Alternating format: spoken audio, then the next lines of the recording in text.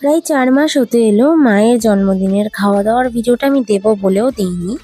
যদিও আমার mini blog channel যেটা রয়েছে সেটাতে কিছুদিন আগেই ভিডিওটা ছেড়েছি। আসলে আমার মায়ের জন্মদিনটা পড়ে পুজোর মধ্যে, আর পুজোর মধ্যে ভ্লগটা এডিট করা হয়নি। মায়ের জন্মদিনের কেকটা আমি এনেছিলাম ব্রাঞ্চ ইটালিয়ানিও বলে একটা কেকের দোকান থেকে।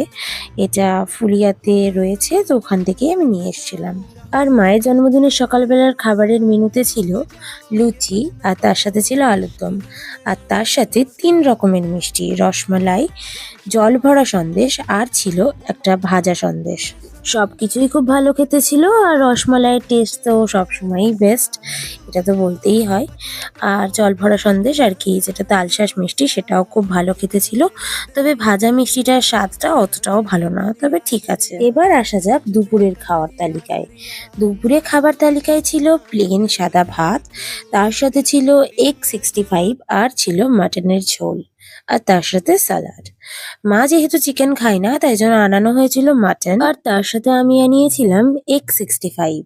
এগ 65টা স্টার্টার হিসেবে আনানো, ওটা ভাত দিয়ে খাওয়ার জন্য না। তবে আমি ভাত দিয়ে ট্রাই করে দেখলাম, খুব একটা খারাপ লাগছে না।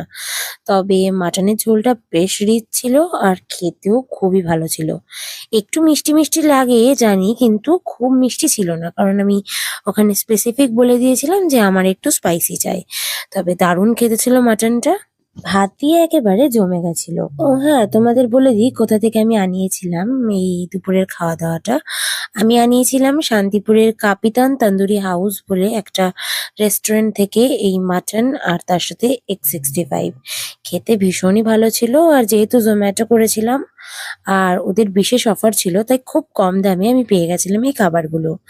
আর সেই দিন আমার মাও এই খাবারগুলো খেয়ে বেশ এনজয় করেছে, বেশ ভালো লেগেছে মায়েরও। আর মাটনটাও ভীষণ নরম ছিল, দারুণ লাগছিল। আর তোমরা যদি ভাবো যে শসা আর পেঁয়াজগুলো এইরকম স্টাইলে কি করে কাটলাম, তো সেটার জন্য আমি একটা বিশেষ রকমের নাইফ ইউজ করি। তোমাদের যদি লিঙ্কটা লাগে তাহলে আমাকে কমেন্টসে লেখো, আমি তোমাদের অবশ্যই লিঙ্কটা দেবো। আজকের খাওয়া দাওয়ার ভিডিও তোমাদের কেমন লাগলো আমাকে জানাতে একদমই ভুলো না।